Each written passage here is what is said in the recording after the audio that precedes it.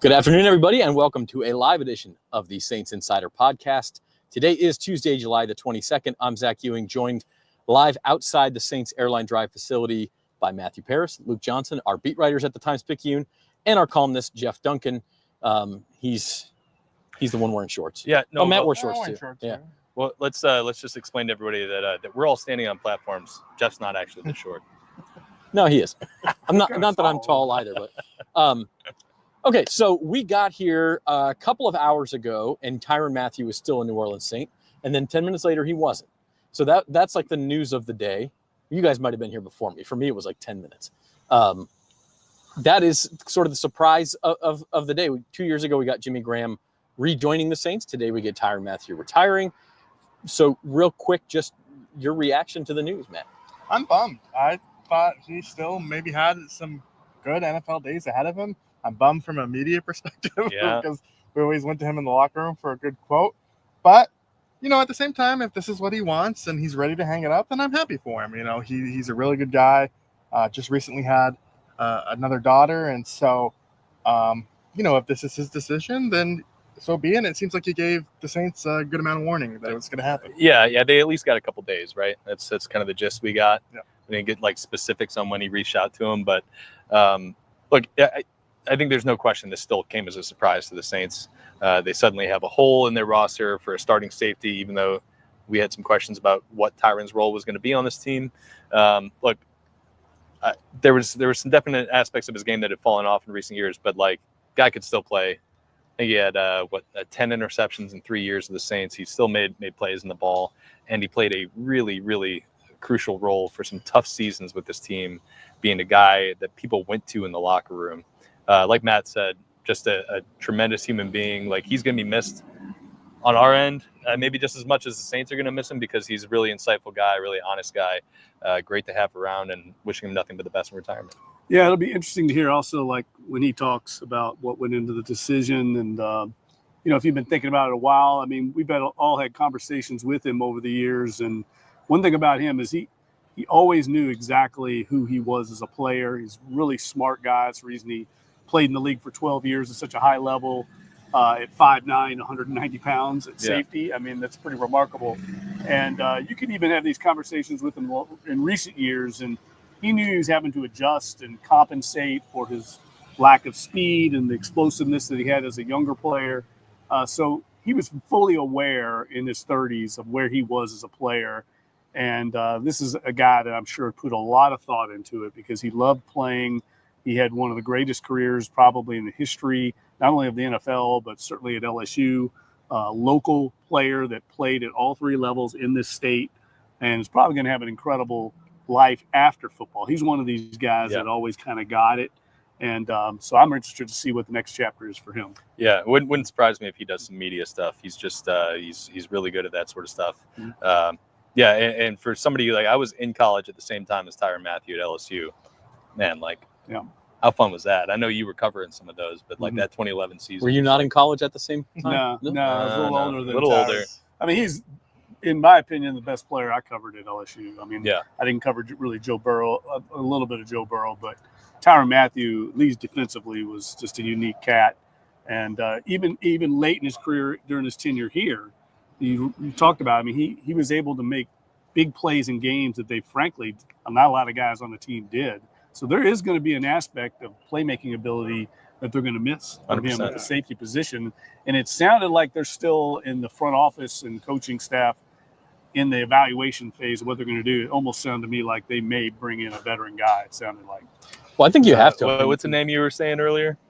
Justin Simmons. Call back to last year. Yeah. Start the flirtations back with Justin Simmons. He's still out there. Jamal Adams signed with the Raiders just today. I mean, so there are safeties on the market. In-house, you're looking at like Jonas Sanker, I guess, would be the replacement. Right. Yeah. I mean, I think it's just a where are the Saints? Where do they think they are? What do they think their aspirations are? Because if they do want to chase it, right, then we'll see them go after somebody like Justin Simmons or a veteran that can kind of help stabilize that room. And if they are just like, let's just roll with it and see what we got, we'll see what Jordan Howden and Jonas Sanker have there. Which maybe it's like somebody on the lower end of the Justin Simmons spectrum here where we're looking at like kind of somebody like Will Harris last year, who came in and signed for like essentially a minimum deal, right? I think there's a couple different avenues they can go, and whichever avenue they take will probably tell us what they think about their chances. I'm sorry, and I think it helps having Justin Reed here. Yeah, if they didn't have Justin Reed, I think they'd build full on getting a veteran guy in. Yeah. But Justin Reed is a veteran player, been in the league a while, so I don't think they have to go get a guy, but certainly wouldn't surprise me if they did. Yep. Do the Saints? Is there a salary cap benefit from this happening now? Are they going to have a little extra room to go do something? Yeah, I think it's. I haven't looked at the numbers, but I think it's negligible. Yeah, Tyron was making $5 million this year, and they'd already pushed back they've already offset a bunch of his salaries. So, I think it's probably small, if anything. Okay, so that's the headline today, and Rod Walker's working on a column about Tyron, which I think will be awesome. Rod will have a lot of perspective on that. Can check that out later at NOLA.com/Saints. The reason we were here today was because Saints training camp starts tomorrow, and then the Honey Badger thing kind of steals the headlines. But both Mickey Loomis and Kellen Moore spoke, each about 30 minutes. Those press conferences are up on our channel if you want to check that out and see the full interview. But what stuck out to you guys? There was we obviously talked quarterback Spencer Rattler versus Tyler Shuck starts in earnest tomorrow. And I guess, they're being very careful to include Jake Haener in all of this. Mickey even corrected a reporter and said, hey, it's three quarterbacks. They're apparently starting them on level ground. Also, we had the whole expectations versus aspirations discussion about, I think Mickey was realistic, Matt, about if you read between the lines, he knows this is probably not a Super Bowl team. They'd be ecstatic if this was a playoff team. I think reading between the lines, he kind of gets that. This is as close as they've got to acknowledging that there's a rebuild happening here without outright saying that there's a rebuild. Now, I think Mickey Loomis would still disagree that they are technically rebuilding, but he acknowledged it's a year of transition. Yeah. And we've seen that with Derek Carr. He was you even asked him, is this a year of transition? He's like, yeah, of course it's a year of transition. Yeah. And so, with Derek Carr retiring, Tyrann Mathieu now, the roster is really a lot younger in certain spots. They have to figure out who's going to be the guys at certain positions. And so, I think we're going to start seeing that in camp. We're going to see these close competitions, whether it is quarterback or other spots. And, I think he's kind of prepared for the year ahead, and it might not always be pretty.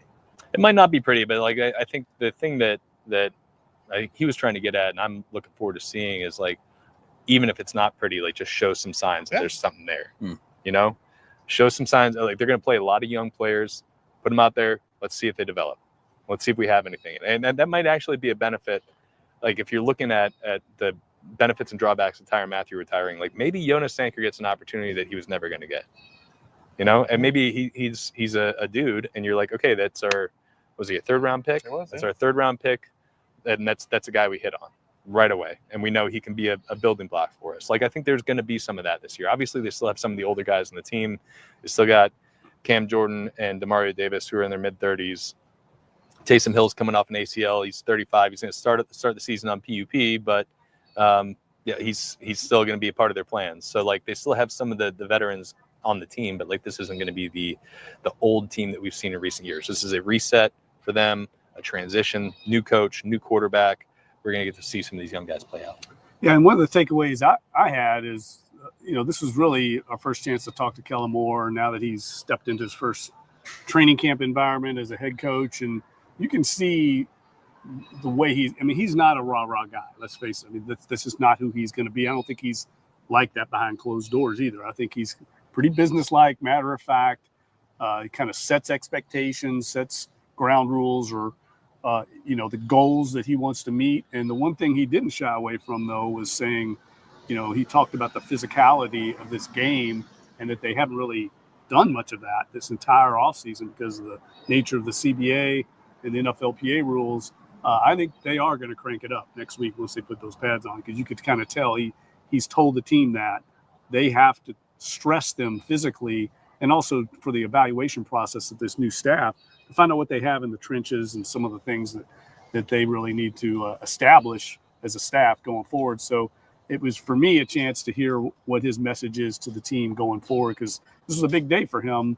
His first team meeting, his first chance to address his players as the head coach of the team.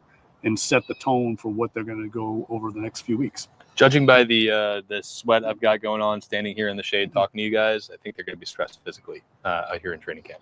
Yeah, at least we got a little bit of a breeze, but like if you didn't have that, it would be brutal out We've here. seen what happens here without breeze. So, hey. Oh God, Rim come shot, on, man! This is live. You are watching the can't even Saints edit Insider that out. podcast. You're either watching it live or you're listening to it on Apple Podcasts or Spotify. After the fact, we're standing outside the Saints Airline Drive facility here in Metairie after sort of introductory press conferences for training camp. It starts tomorrow morning at 9 o'clock. Kellen Moore, like to your point, Jeff, I think he seemed very comfortable. He did not seem like a guy who was stressed out or under pressure at all going into this camp. Yeah, why should he? I mean, he's in the first year of, I don't know how long of a contract, but he has some time to build this from the ground up. And that was the thing that also struck me from the press conference is these guys have patience. You know, Mickey Loomis has been here forever. We could argue whether he's on the hot seat or not, but they are clearly giving Kellen Moore time to execute his vision. And it is going to take a little bit of time, but that doesn't mean it, you know, exciting things can still occur from it. Yeah, I agree. And I do think, like, I do agree with you that he seemed really totally at ease. And that was one of the things I asked him today was, look, this is your first training camp as a head coach. Like, how long have you been putting this plan together? And he's like, well, you know, it's just like, it's a culmination of 6 years as an offensive coordinator. You've been in a bunch of spots with a bunch of good coaches. You take what you like, you ditch the rest. Like, he knows what he's going to do. We'll see if it works. But like, he's obviously very confident in what he's got planned for the team this summer in training camp. And, you know, we'll see if he's got the horses to actually make something really good out of it. But I do think that, you know, every step along the way since they've hired him, I've been pretty impressed with Kellen Moore and kind of his operating process. Yeah, it definitely seemed a little more confident today than we've seen in the past. In the past, we've seen him in these settings, and he almost felt like he was trying to get through it. He didn't feel that way today at all. Actually, it seemed like he was enjoying staying there. But the one thing that also struck me from both guys is I think they're eager to see this quarterback battle play out. Oh, yeah. You know, that's going to be front and center. I know it is with all the fans, certainly with us, but I think equally among the staff, they're eager to see this competition and see who comes out on top. And they've definitely been thinking about it. You could just tell how much time they put into the answers that you all asked them. So yeah, that's going to be almost like a separate training camp. Just watching those two guys, or three guys, I should say. Well, that's the thing is I'm interested. One of the things I'm most eager to see is Jake Haener actually take him seriously in this, because I think we would have all said two guys. He was hurt, but even before he was hurt, we just kind of assumed it would be Shuck and Rattler, and they're going to give him a chance. What's he going to do with that opportunity? And then, you know, how much do they actually go back to him afterwards? Because one of the notable things that Kellen Moore said to me was that, you know, it's not going to be equal. There aren't going to be the same amount of reps for all three of these guys. And so, you know, while they have a plan to rotate right now, at least through the Chargers game, even then, how much do they adjust on the fly, and how much do they actually stick to that plan? Yeah. I've said from this summer, I'd be surprised if Haener is really like a legitimate option here. And I think they are doing the right thing and giving him a chance to go out and prove it, and prove people like me wrong. You know, I do think that there are some really good things about Haener's game, but like, I just think from the actual like ability side of things, he's a step below Rattler and Shuck. I'd love to be proven wrong on that. He's practiced well, right? But every time he gets into a game, it doesn't seem to translate. That's I think, a fair assessment. So I am curious to see how that goes. I mean, Kellen went out of his way to say this is going to be a process that takes as long as we need it to take. You know, he specifically mentioned the Chargers game, their first preseason game, which is August 9th, 10th? Something like that. Yeah, that weekend, whatever that. And as being big for these guys, but he said it could go all the way to the end, meaning the end of training camp, before we make a decision. I'm curious to see, does Haener kind of get eliminated at some point, and it does become a true two-man Well, I think that's what he's getting at, is the Chargers game, whoever it is, they're going to start structuring the reps after that Chargers game to getting ready for the season and determining who their starter is. So they're going to give, I think, all three of them a certain amount of reps going up to that game. But I think at some point they've got to get ready for the season And that seemed to be what his indicators. That's going to be the threshold going forward. So whether that's naming the starter, I don't know if they name him, but I think maybe eliminating this 3-man rep circus, if you will. I would also caution, because look, tomorrow you guys are going to stand out here and do a video, which we'll have on the YouTube channel after every practice, and say, well, Rattler looked better today, and then Thursday it might be Tyler looked better today. He was Moore was very careful to say, hey, I want these guys to throw a pick and then see how they bounce back. No one's getting eliminated because they have a couple bad days this week or even next week. Yeah. And that's absolutely what you want to hear as a player, right? Yeah. Like you want to look, you're going to make mistakes. Every player does. But the true test of how you're responding to coaching, how you're responding to what you're seeing, and going back and watching the film review after is correcting those mistakes. So yeah, I think it's absolutely what Kellen Moore should be saying in that scenario. And, I think all of us have been doing this long enough to where, we're not going to bury a guy after one bad day, but we are going to write about look, sure, Tyler Shuck threw 3 picks in practice today. That's not a good day for Tyler Shuck. If he bounces back the next day, great. But that's still a data collection point. Well, and who starts stacking those days, right? Yeah. Exactly. Yeah, and it's also important for, I think, whether to see this competition is actually a competition. I've heard plenty of NFL coaches be like, oh, we're going to compete at every position. And then it's not a competition once they're when they say if they plan to rotate, I'm actually curious to see if, all right, Tuesday it's, or Wednesday it's Rattler, Thursday it's Shuck, Friday it's Haener. Does he actually stick to that plan? Because a lot of coaches say that and then they don't. And so I think this is kind of a little test for Kellen Moore, but also we as reporters don't matter as much. No. So it's just, are you consistent with the message to the players? Yeah. And as long as they're on the same page with the players, it doesn't matter necessarily what he tells us. It's just, is he consistent through these next couple of weeks here? Yeah. If I remember right, the Jamison Taysom one was literally every day back and forth, right? Yeah, he says he wants to have one guy with the ones on a full day. And I think it makes sense. That way they're not thinking too much about who's looking coming over in, your who's shoulder. not. Yeah, I mean, it just makes sense. Yeah, during OTAs, it was mostly, one day it would be Rattler, the other day it would be Shuck. But within that same practice, the second stretch of 7-on-7s, Shuck would go against the first team defense, even if he was technically with the twos. It would rotate within the practice itself. So there are some ways to get a little creative with it. Yeah, and I would expect too that we'll see Chris Olave and Rashid Shaheed taking some reps with twos. Yes. Working with the ones, I think will mainly mean working with the first team offensive line against the first team defense. But sometimes Cedric Wilson's going to be taking some reps with the ones, and sometimes Olave is going to be working with whoever's operating the second team offense. They're going to give those guys as much opportunity to throw to the guys they are going to be throwing to in the regular season as possible. Yeah.